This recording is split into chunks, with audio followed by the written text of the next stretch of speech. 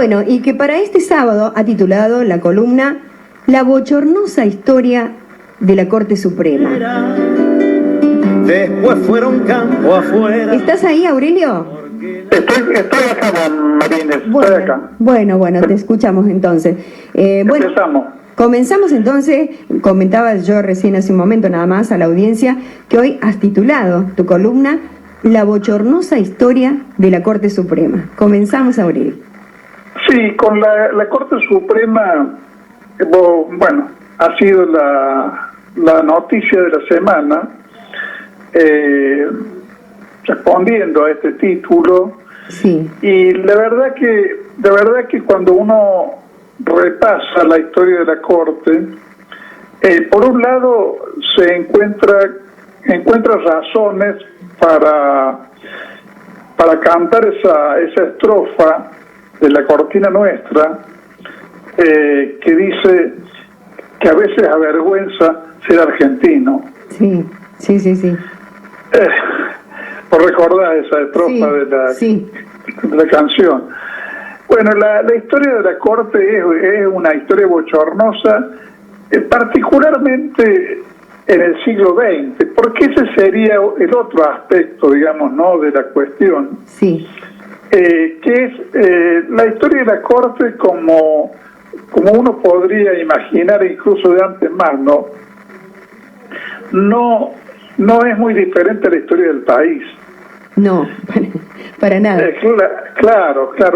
De alguna manera sigue o replica lo que ha sido nuestro desarrollo histórico. Por ejemplo,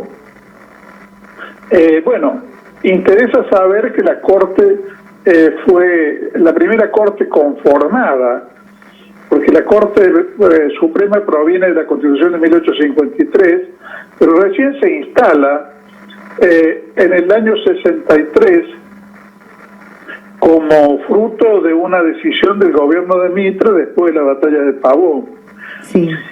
Y para honrar, digamos, esos orígenes de la Corte, la figura que históricamente, aunque no fue el presidente fue Nicolás de las Carreras, pero aunque no fue el presidente de esa Corte, fue presidente de la Corte después, a partir de 1870, pero la figura histórica más relevante de esa Corte es Salvador María del Carril. Salvador María del Carril había sido en su momento el instigador, el que le hizo la cabeza, digamos, ¿no?, sí, al general Lavalle por el asesinato de Dorrego. Ese oscuro personaje, intrigante y criminal, fue de alguna manera el miembro más conspicuo de esta Corte. Después, en algún momento, sabemos que en esos años se empieza a consolidar lo que fue el proyecto de la Argentina agroexportadora, y durante varias décadas el país adquiere una especie de estabilidad, sí, que se refleja también en la Corte.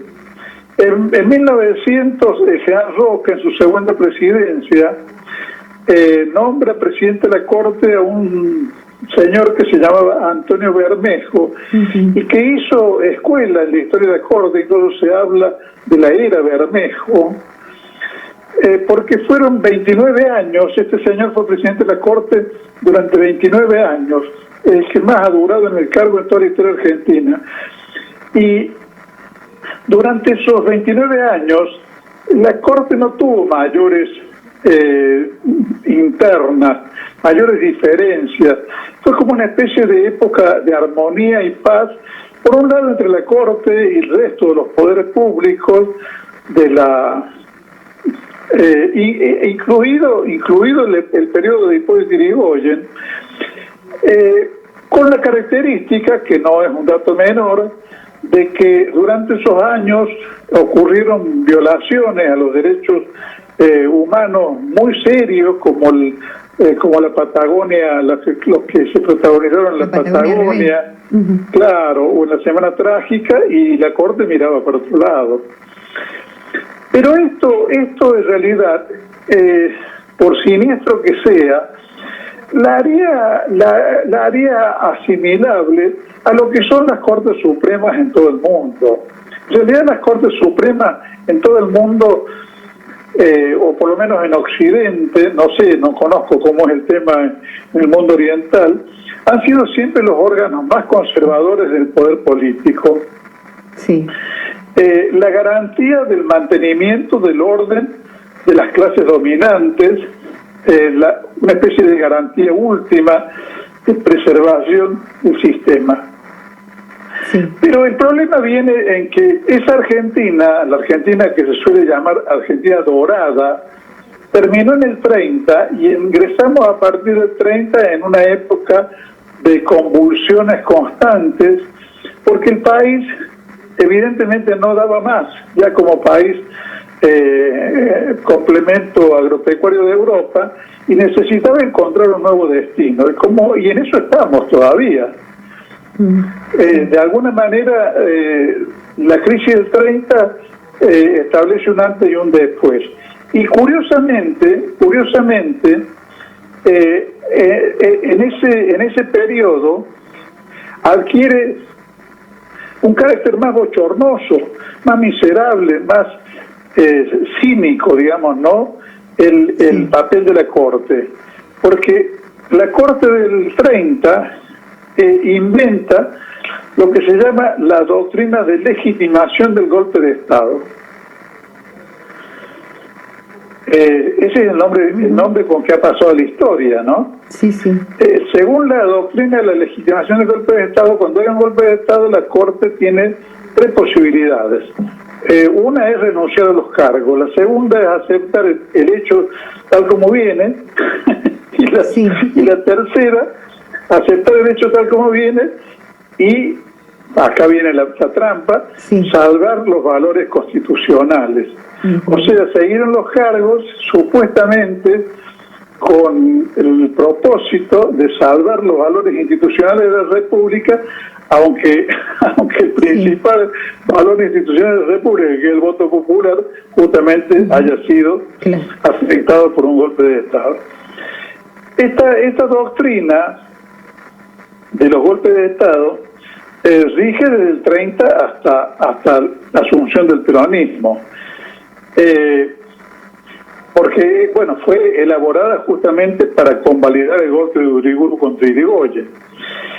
En el 49, creo que es, la Corte, o en el 47, la Corte sometida por el gobierno, por la legislatura peronista a juicio político, son destituidos todos los que habían convalidado la doctrina del golpe de Estado, y esa doctrina queda tachada durante muchos años, hasta que se produce el golpe cívico-militar del año 55, donde para honrar nuestra institucionalidad, el gobierno de facto de Aramburu Rojas destituye a la Corte, nombra una Corte por decreto, no sé si te hace acordar a Macri esto, y esa corte nombrada por decreto restaura la doctrina de los gobiernos de facto.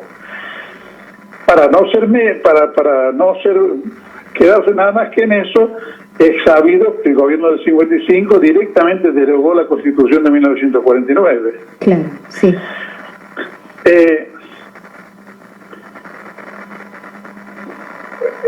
Un dato curioso que ya que lo tengo, no quiero que sustraérselo a los oyentes.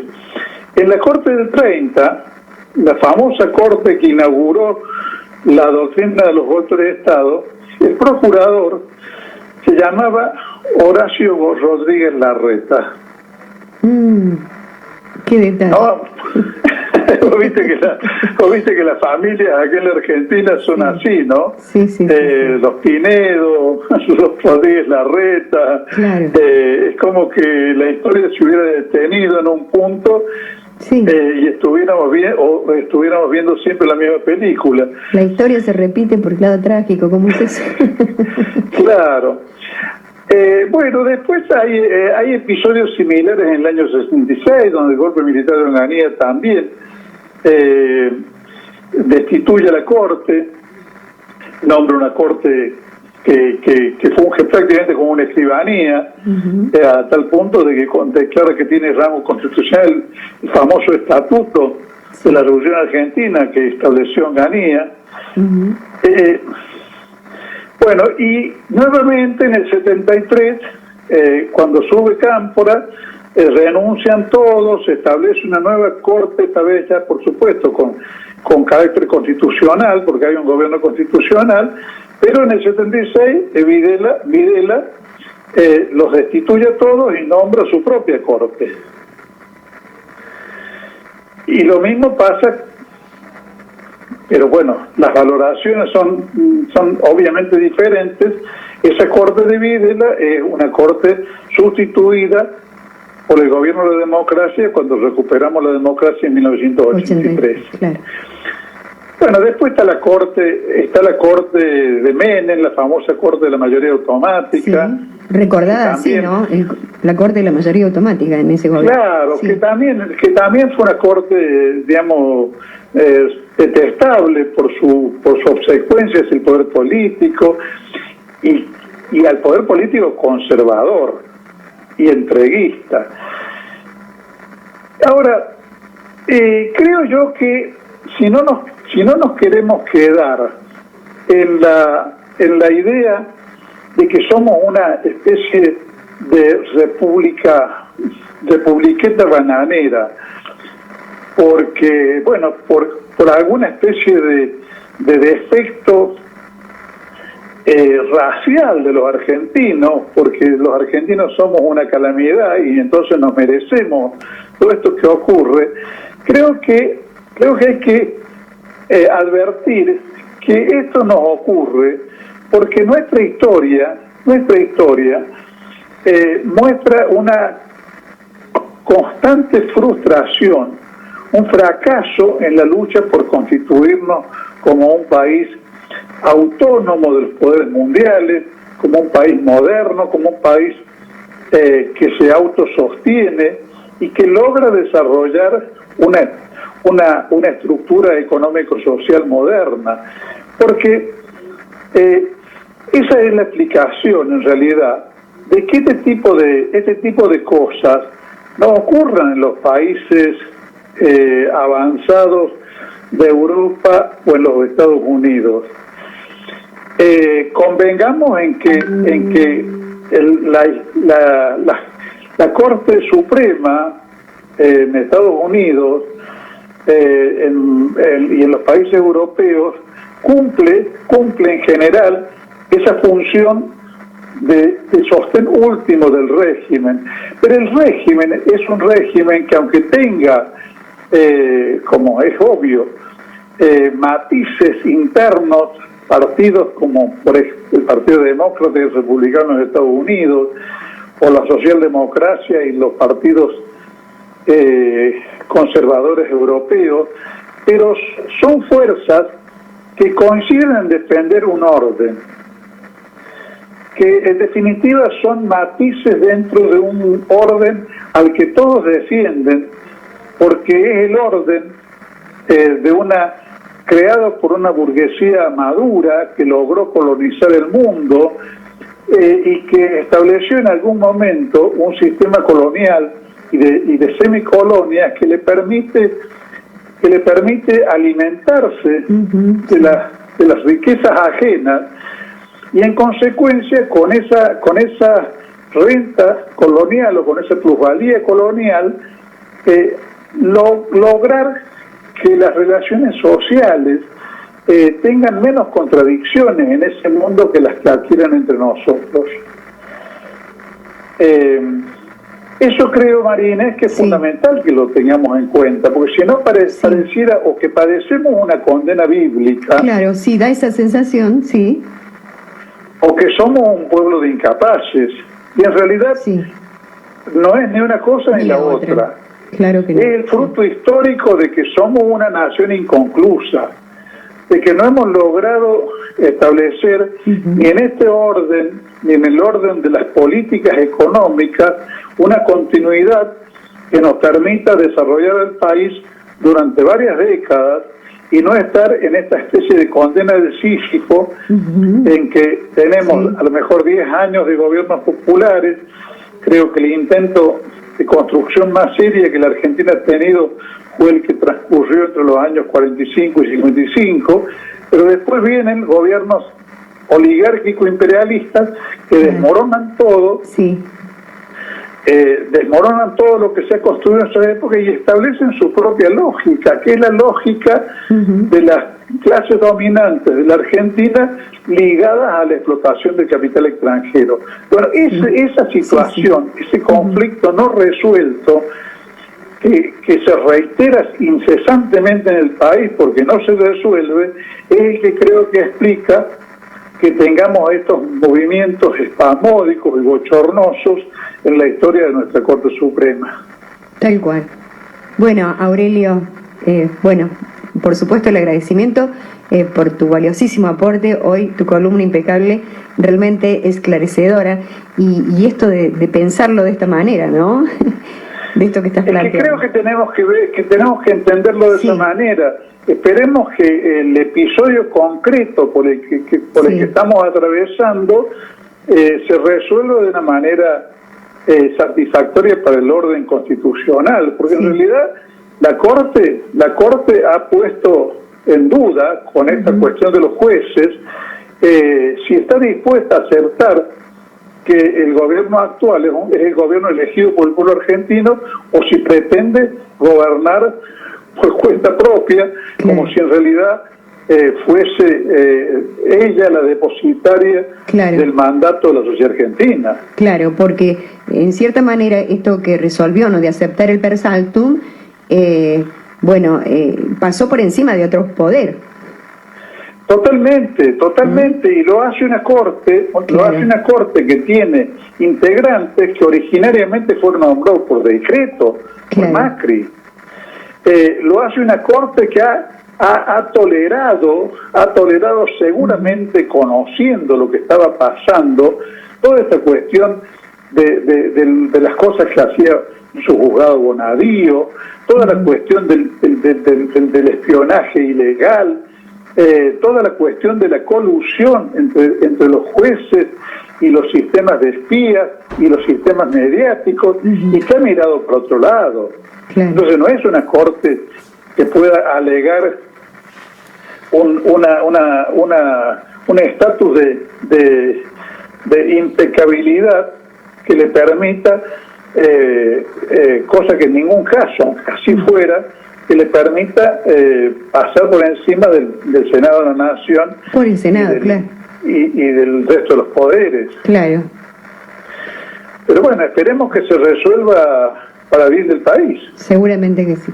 Bueno, Aurelio, muchas gracias por tu valioso aporte al Y vos que pensás de los sábados. Un abrazo. Bueno, gracias a vos. Bueno, chao. Así pasaba el politólogo Aurelio Argañarás por ¿Y vos qué pensás? Al tiempo, ese medio pelo ya es un sonso hasta la jeta y envidia la camiseta de jugadores contrarios. Y así, jugando de otario, le han de colgar la galleta.